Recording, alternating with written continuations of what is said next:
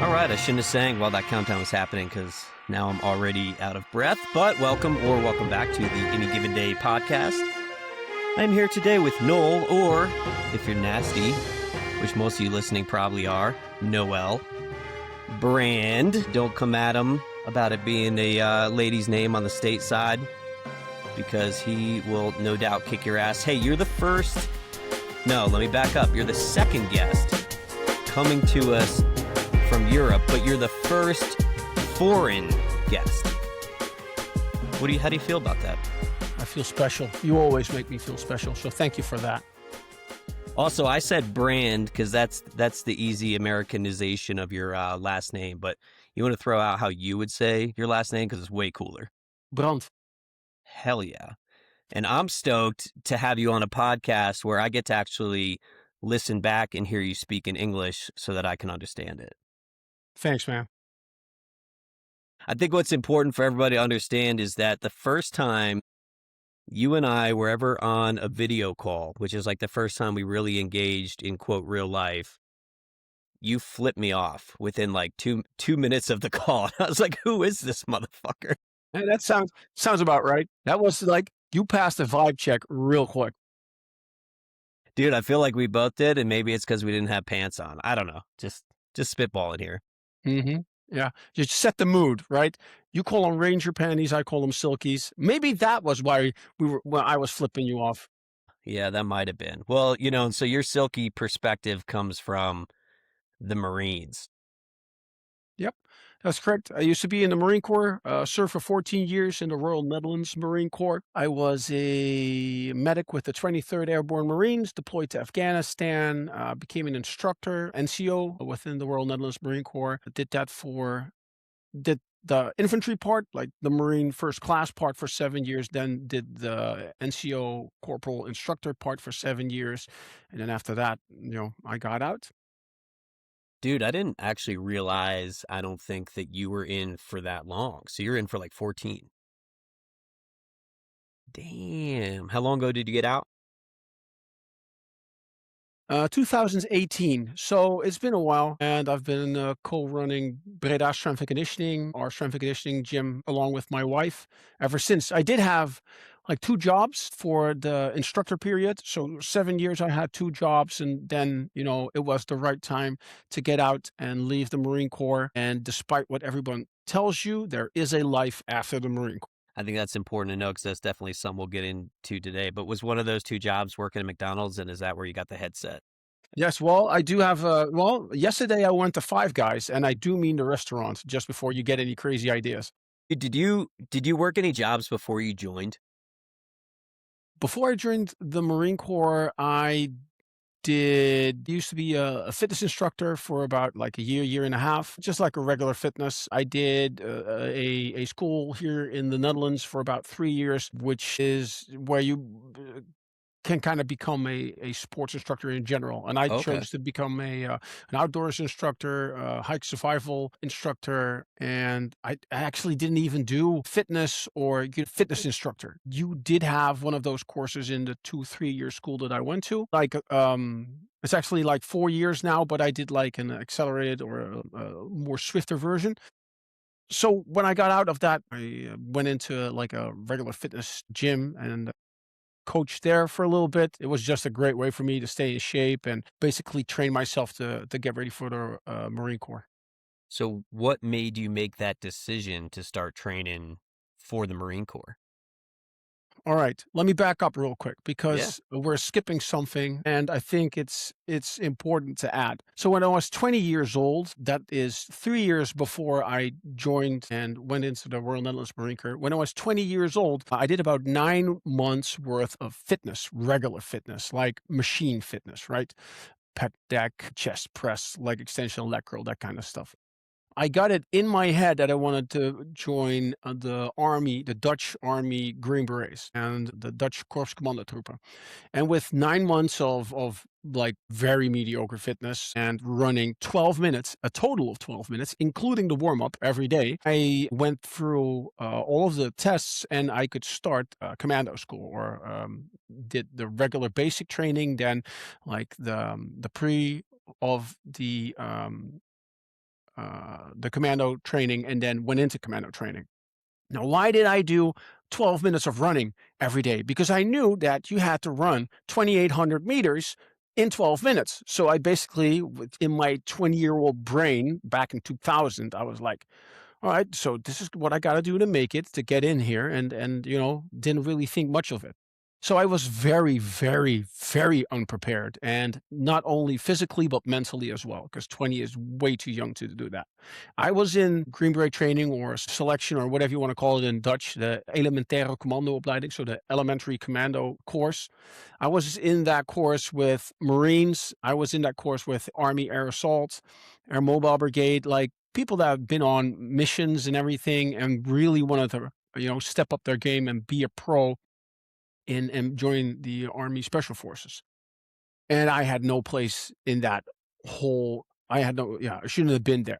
But I was so dedicated and I was just so stubborn to not quit until eventually I did quit with about 8 days to go before my graduation. And that really crushed me because I was just, in over my head and I wasn't ready for that. That really crushed me for about 3 years. And I decided to go to that like sports instructor school. And those 3 years, I was very negative about myself, very dark, very not the peach, not the gem that I am today. I was very obsessive, aggressive, just a chip on my shoulder, very not fun to be around. And I really had a tough time with that. So when I joined the Marine Corps and I made it through Marine Corps training and I earned the beret, and there are like 3 units in the Netherlands that are like considered elite units in the Netherlands. It's the Army Air Mobile Brigade, the Green Berets, the Commandos, and Corps Mariniers, so the Marine Corps.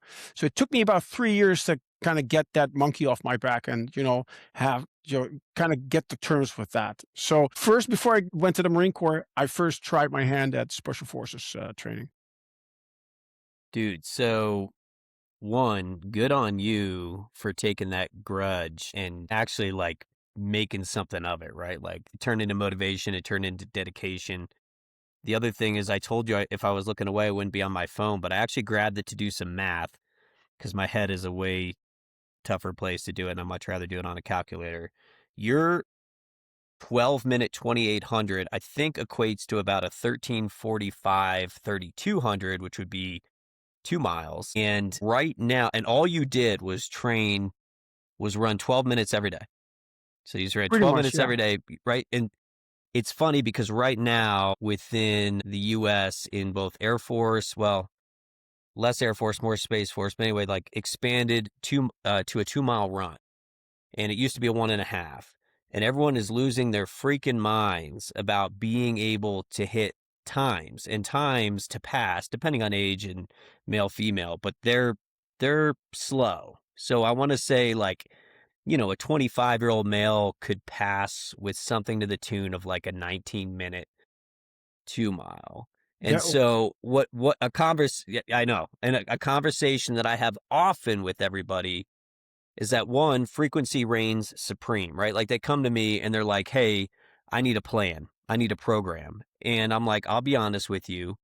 You could probably just go run 30 minutes 3 times a week and be just fine. Not even care about the pace, whatever, just go run. If you ran daily, probably even better. Now, of course, as a coach, I want to pretend I'm more special than that. So I'm going to create some nuance within the training program, and I'm going to give you some long, slow distance and some intervals and whatever else it is to kind of accelerate things. Or what I always tell them is to make a more predictable outcome. But people look at me like I'm crazy when I'm asking for 30 minutes, 3 days a week.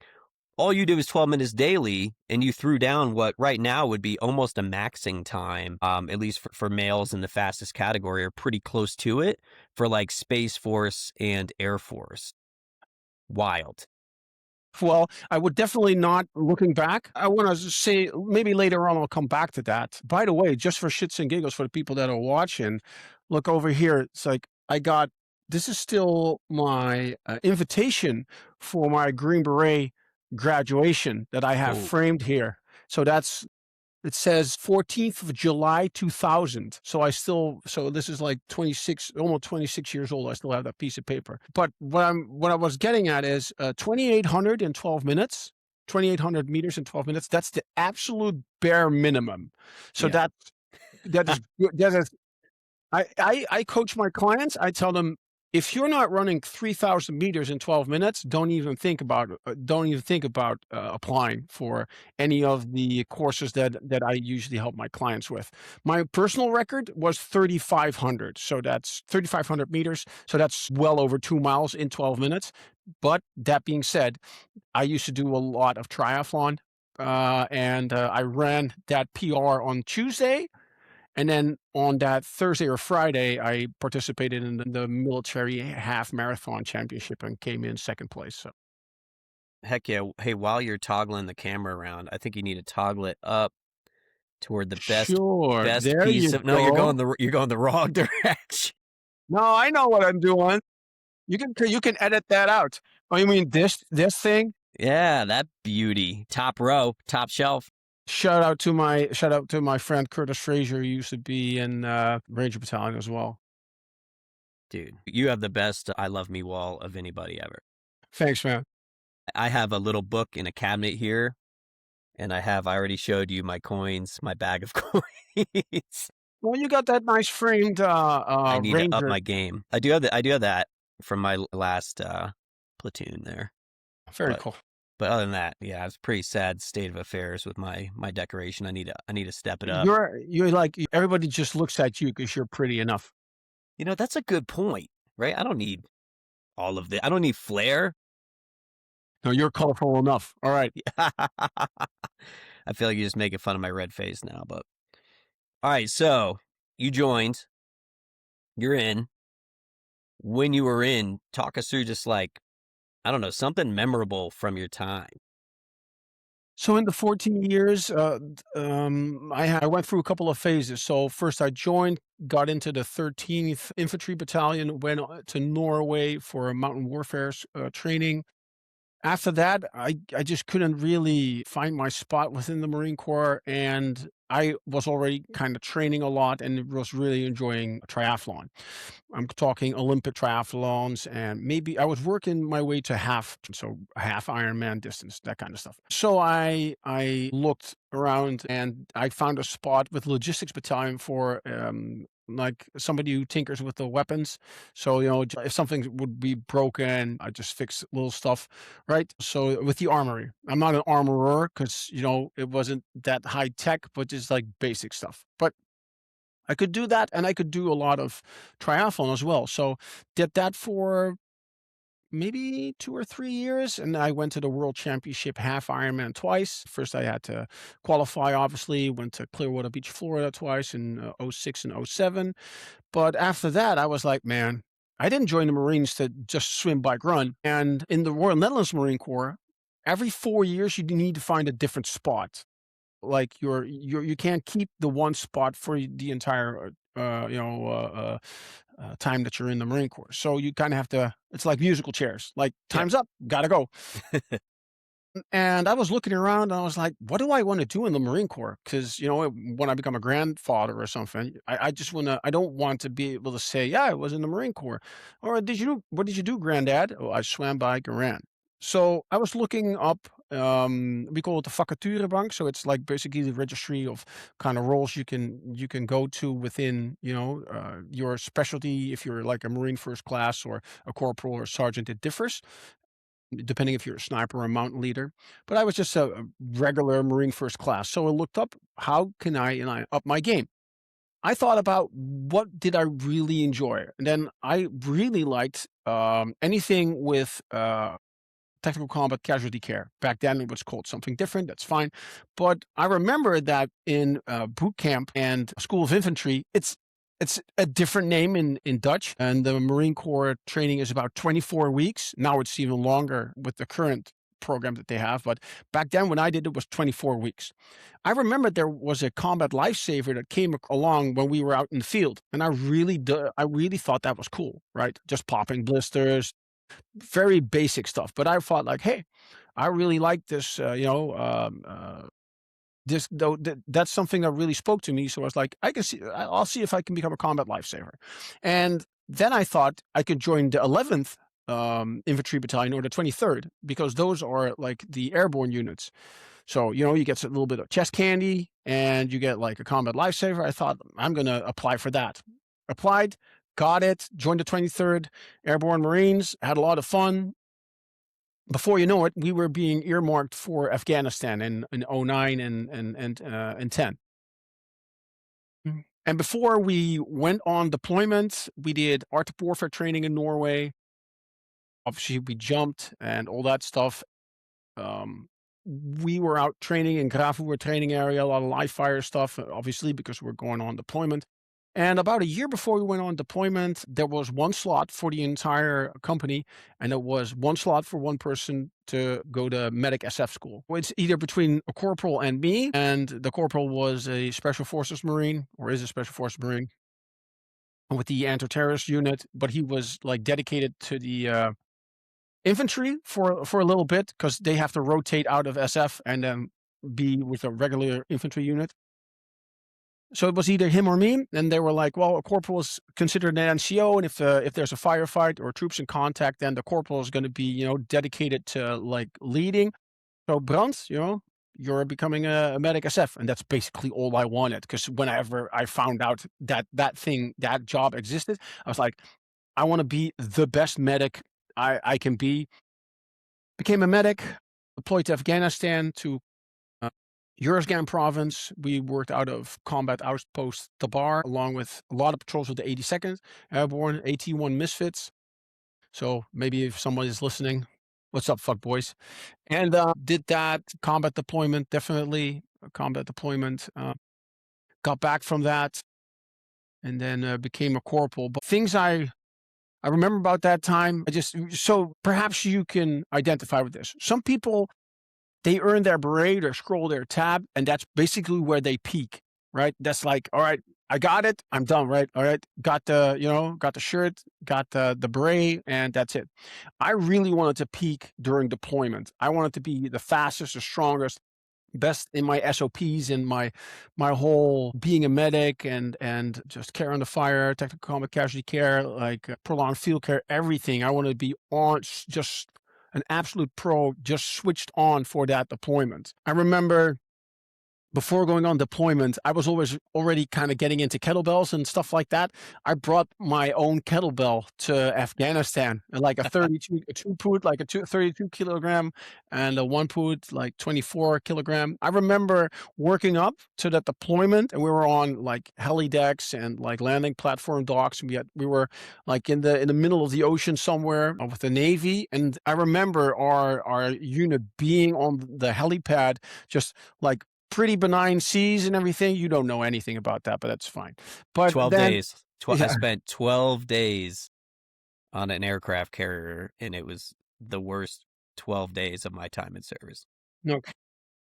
No thanks. Well, in the Netherlands, we call them gray floating cafes. Yes. Because it's like, yeah. All right. So anyway, I remember just doing kettlebell swings like in the middle of the ocean on the heli deck and everything. Those kind of things really stuck with me. Besides, the regular like deployment stuff, like the night letters and the NVGs and tripping everywhere because you can't see shit in Afghanistan. There's a lot of boulders, the shuras and everything. But, those kind of things really stand out. Being an instructor, and then really trying to bring your knowledge and pour it into Marines third class. I was an instructor with a remedial training group. That was where Marine third class that want to join the Marine Corps, they get rolled back, usually medically.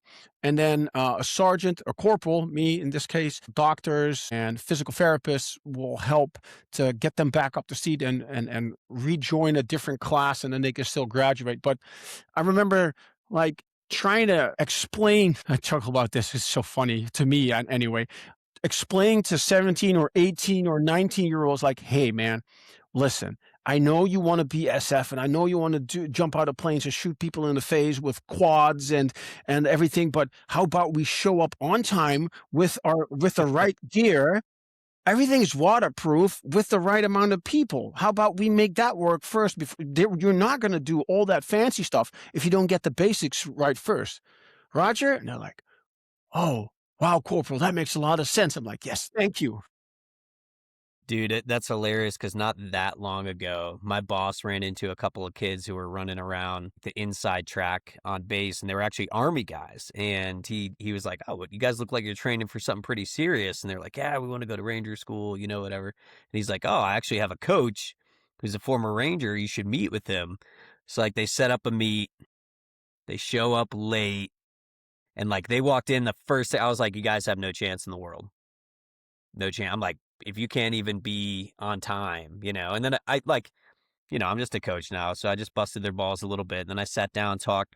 I sent a follow-up email after with kind of like, hey, here's some of the suggestions that we talked about based on our conversation.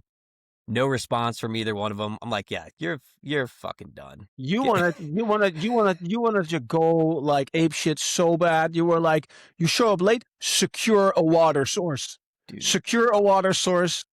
Go outside. All right. You see that wood line way over there. I was late twice ever, I think, in my military time for anything. And I can tell you both those times. So over 7 years and change, twice ever. And both scared the shit out of me so bad that I thought the consequences were going to be so major that they still stand with me today.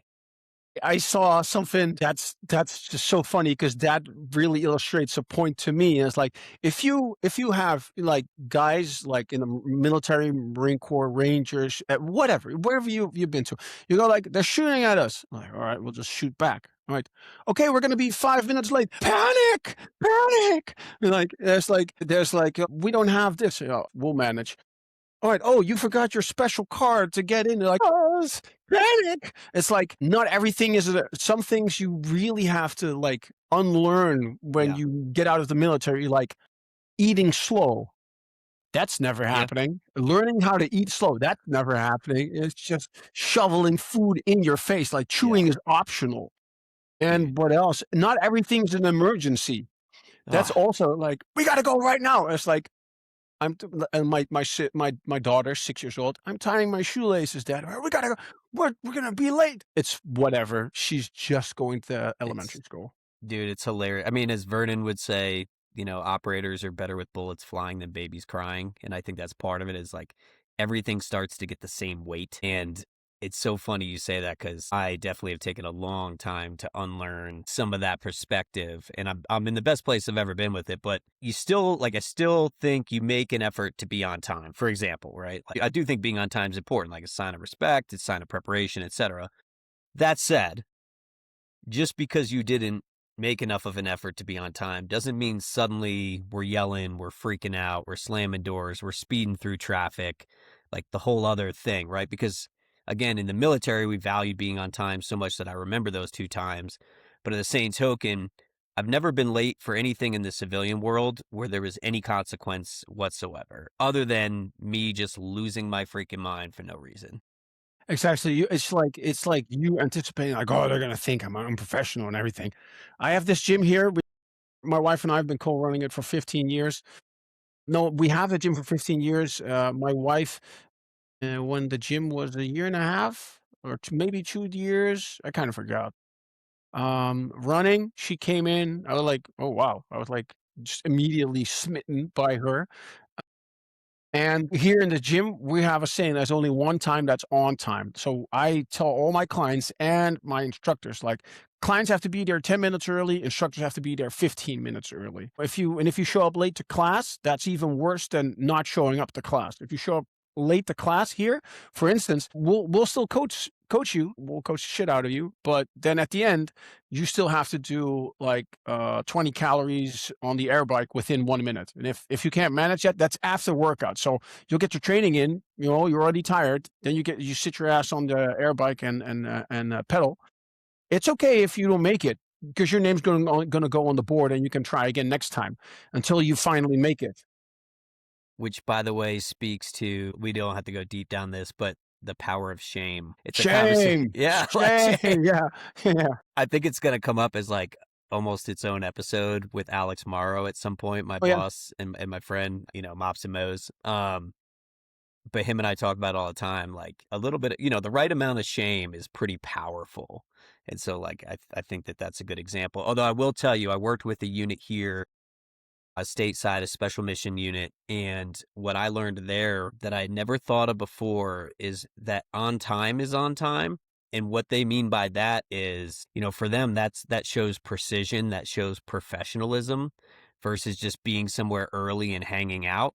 And I was like, ooh, I never thought of it that way. Like that it's actually harder to be on time sometimes than it is to be early. And so it's funny because you sent me a text that, hey, I'm already in the studio. And my immediate in, like thought that I could not help was like, oh, I'm late because I'm not early. And then I thought about it and I was like, no, I'm not. I'm on time. On time is on time, and that's okay. I can't start without you, so it's all good, right? That's good. That's good. I Yeah. I coach like a couple of like Chinook pilots as well, and I usually joke if they're kind of late, like they're 2 minutes before class, they come in. I'm like, all right, you know, there's only one time that's on time. The helicopter waits for no man, but everybody waits for the helicopter, and that's usually their reply. Like, oh, everybody waits for the helicopter. Like, if I'm not here, you're not going. Like, yeah, It is amazing. I mean, yeah, you want to talk about people who know what timing is, pilots.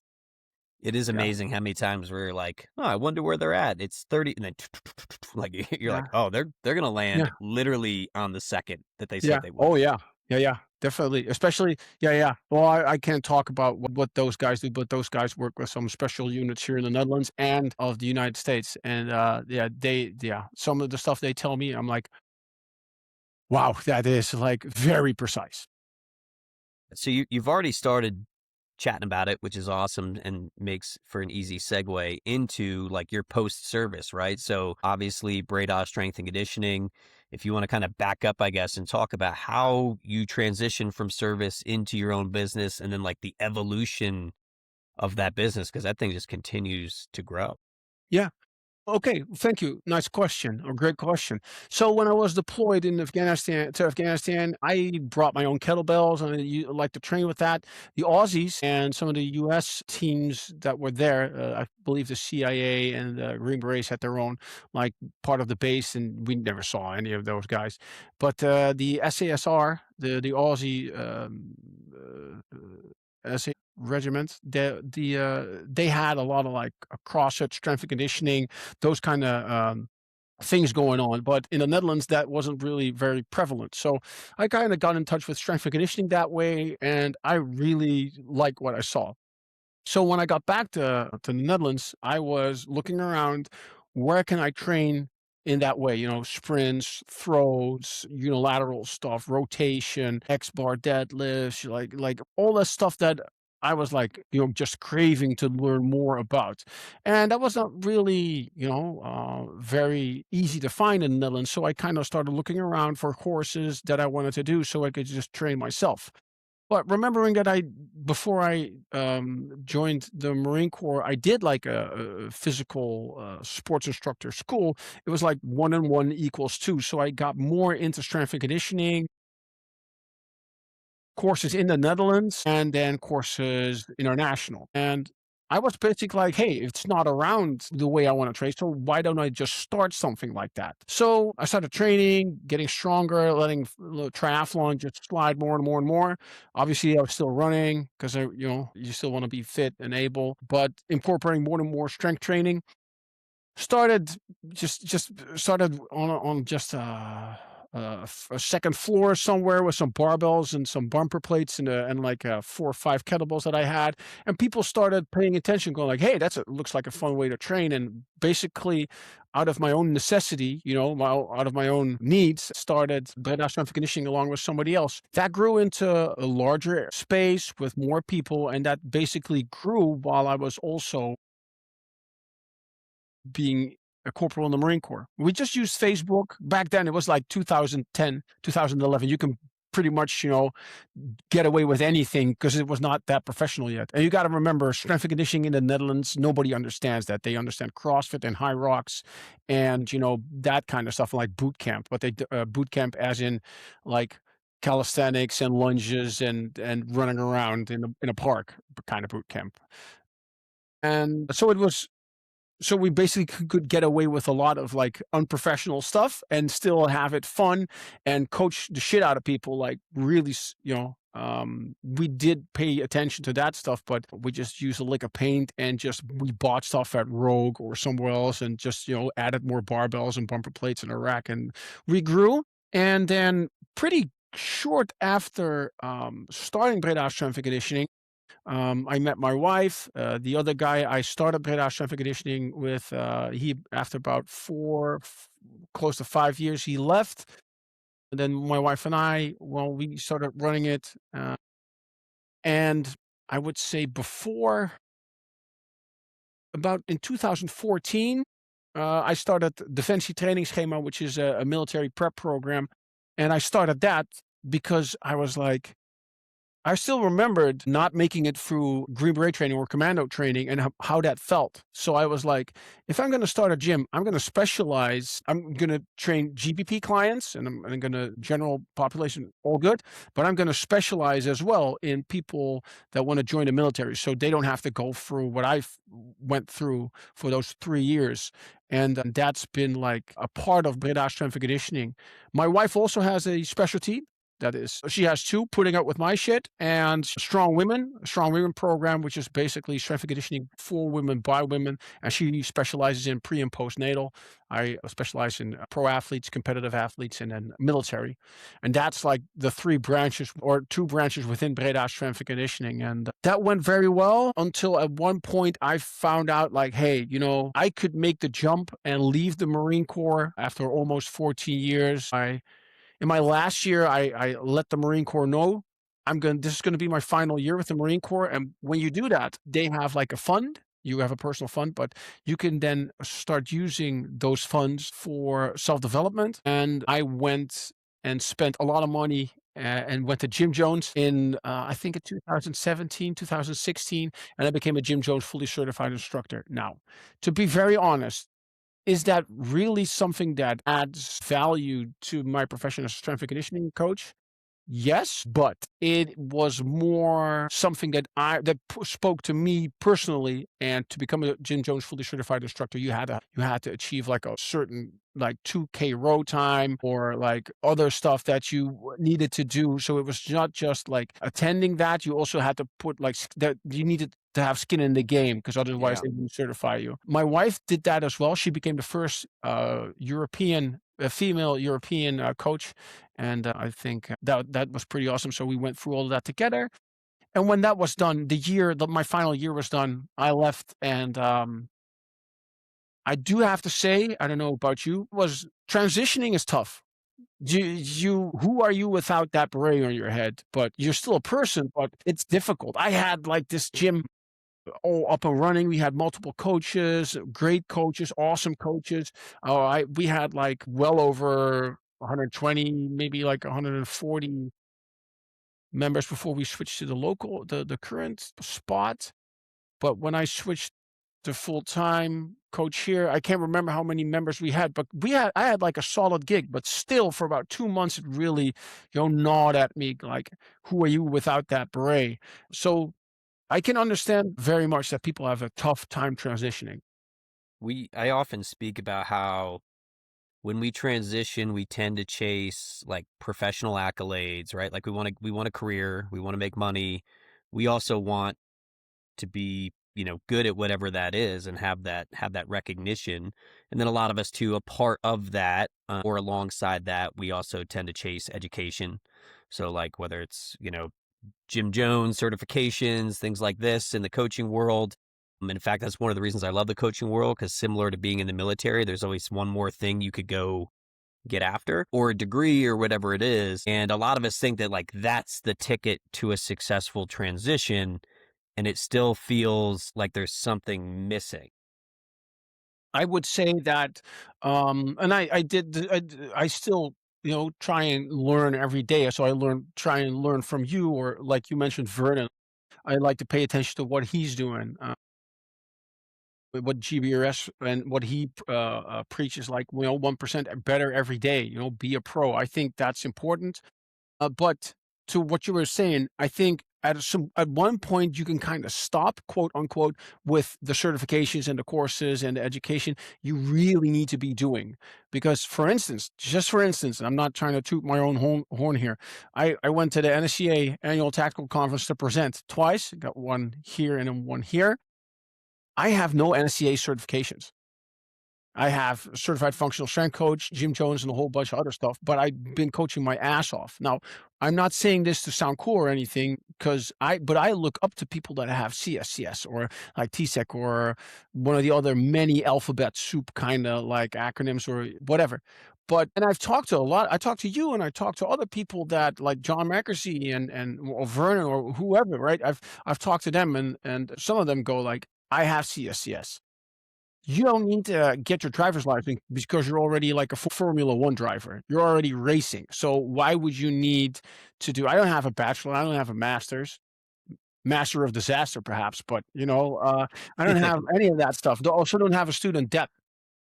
So I don't have a master's or a bachelor. I can't even do the CSCS course, but I'm pretty sure if I would have to coach somebody, I could pretty much do it at a CSCS level and go like, all right, we're just going to do this, this, and this. We're going to test this, this, and this.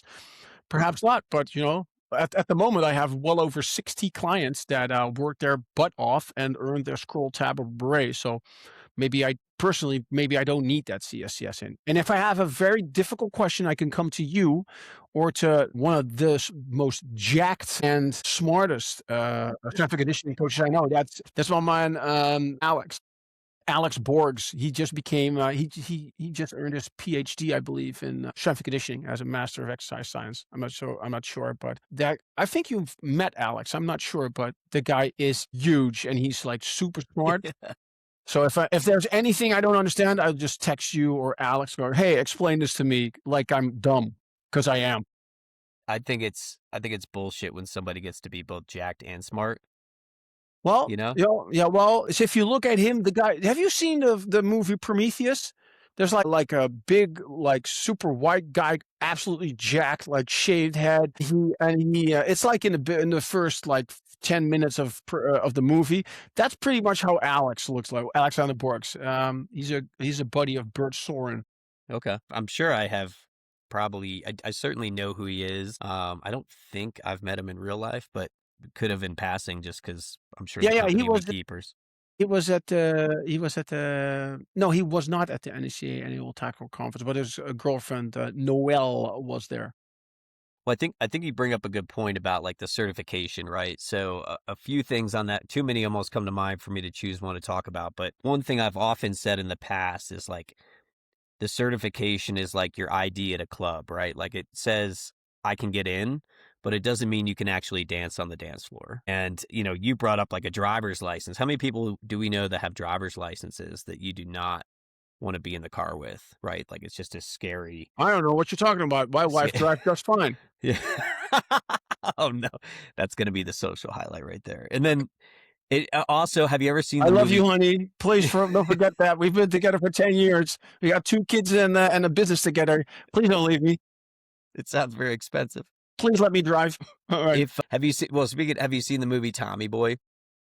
I know about it, but I haven't. Okay, so there's one in a scene in that movie, basically a guy is talking about a competing product, and he's like, "Yeah, but this competing product has a guarantee." Yes, I right? know. I know. And then the guarantee, like he's like, this has a guarantee, and to me, the guarantee is almost like the cert, right? Like the cert says, "Oh, I'm safe. You can give me insurance. You can hire me because I have the certification." But as he says in Tommy Boy, like, yeah, but what you got there is a guaranteed piece of shit. And I don't mean that to say that a cert is useless by any means. I think it has its place. But to your point, its place is definitely limited. And I myself, like, I was in a similar situation to you. Like I did have an undergrad, but it wasn't in anything strength conditioning related. I did get my CSCS, and I still had the chip on my shoulder of everyone that I work with has, a 4-year degree in something exercise science related, and they all have a master's, most of them in something exercise science related. So I went back, in my late 30s to get my master's in kinesiology. And not that it wasn't a good experience, but I'm not going to pretend that I really learned that much. And now I do have some student debt, and kind of for what is what I ask myself. And I wish I would have gone less with, let me just try to keep up with the Joneses, and a little bit more with something different that I was truly passionate about, or that I thought could accelerate my career in a different way. So, I mean, I definitely understand, I guess, where you're coming from. I have a few buddies that I got one buddy, Benton, and he's from the States, Is that Benton and Lewis? absolutely. The man, Yeah, the myth, the yeah, legend. dude, I And love then I Benton. have yeah, he's cool, he's very cool. And I also have a buddy, he's in Ireland. Well, now he moved to Norway, but both of them, they kinda asked me like, "Hey, what do you think, like, is more important, like, the education, like the certifications or the practical stuff?" I'm like, "Well, you can go to carpentry school and still make, like, a skewed house, but, if you can just manage to get that stuff." I think at the end of the day, if you can get the job done, that's more important. And I think if you can it depends on what you do, right? If you want to work with like Olympic athletes, you definitely need to have your certifications because they're not going to let you touch like any part of the program for the Olympic athletes, right? That being said, I'm about to coach an Olympic athlete. She I wants to was go gonna to, say, yeah, there are exceptions. yeah. All right. So yeah, definitely. But that's because I'm special. Yeah, you sure are. But yeah, mom says I'm special. So what I'm trying to say is like at the end of the day, they want results. And if you can get the results done without a piece of paper, I guess but if you want to work for like I guess for a D1 athlete team or like a university or Olympic with Olympic athletes, you're gonna need like some very good pieces of paper that tell you you're pretty good. But at the end of the day, like just to give an example, I work with some very good athletes, like world class European, like top European and top of the world athletes, and I just basically did something much lower than a bachelor. Well, and you get a lot of people ready for selection. There's another guy, Kevin Smith, former Green Beret, Terminator training. Yeah, follow him. He doesn't have much in the way of certs, and he puts out phenomenal content and does a great job of preparing people for a selection process. So, like anything, there's no hard and fast rules here. There's always exception. That said, I do want to touch on one thing before we move toward wrapping up, which is we talked about the certs in education. As far as difficulties in transition and kind of like the who are you without the beret, what was your toughest part of your transition? Yeah. So we were in I think I was transitioning out of the military. I was also training for my first full and my only full Ironman. I just got out of the Marine Corps. I was basically training, and my wife left for her like internship to like wrap up her Jim Jones fully certified instructor part. I believe that was that time, and I just felt like, which was good if you think about it, but I was thinking like, all right, the Marine Corps is just going to move on without me. Right? So you put so much years and effort and dedication into being the best Marine, or in my case, the best corporal or instructor and medic that you could be. And then the Marine Corps is going to go like, thanks, see ya, bye. And that's good, right? The Marine Corps wouldn't be good if I was like the key component of it. Yeah. Right? Yeah. So that would not be good. So, hey, we want to wage war. You want to come back real quick? We got you We're, more syringes. yeah. We're just missing one thing, and it's you. You're gonna be in the vanguard go though. All right, let's go. So that was kind of like a tough pill to swallow. But when I reflect back on that, I would say if people ask me, what did you love about the Marine Corps? No, did you hate about the Marine Corps? Everything. What did you love about the Marine Corps? Everything. I miss the monkeys, but not the circus. So I miss Yeah. the deployment, and I miss the unit cohesivity, right? I miss being on the team with my fire team going out on patrols, with that one purpose of we're going to go make this, and this happen. All right, let's go. Everybody pack up to go in like 30 minutes. All right. That's what I kind of miss. I'm not like, I think nostalgia gets me the most. And I think, right, you kind of forget. I do have a diary from my deployment. And then when I read it, I'm like, oh yeah, I remember that. And you remember most of the good stuff and you forget most of the bad stuff. But I guess that's what's very difficult. But that being said, what really helped me was I still coach a lot of clients, and thanks to the hard work of my clients, so their hard work and my coaching, that's my one-liner. With your hard work and my coaching, you'll double your chances of passing selection, or it's actually triple your chances, but in Dutch that doesn't sound right. I am still coming to graduation a lot, like for Air Mobile, for Green Berets, for so Dutch Green Berets, or Marine Corps. I still show up for a good time. Right? Everybody's like, yeah, applauding. And then before the bullshit starts, I'm like, I'm out of here. Bye. See ya. Right? Take a picture. Yeah, you made it. So I just stick for the good stuff. And Yep. so that really helped. That really helped. But you do fall. I kind of fell into somewhat of a black hole, and it took me, even with like the gym running, it took me about like close to 2 months, maybe a little over, to kind of dig myself out of that hole and go like, all right, I am definitely not going back to the Marine Corps. Yeah, but it's all good now. Hey, by comparison to most, 2 months is pretty rapid. Not bad at all. So I think that sets us up well for the final question that I ask everybody that comes on here, which is really That is yours. just, what is your oh man. I knew I shouldn't have asked you on here.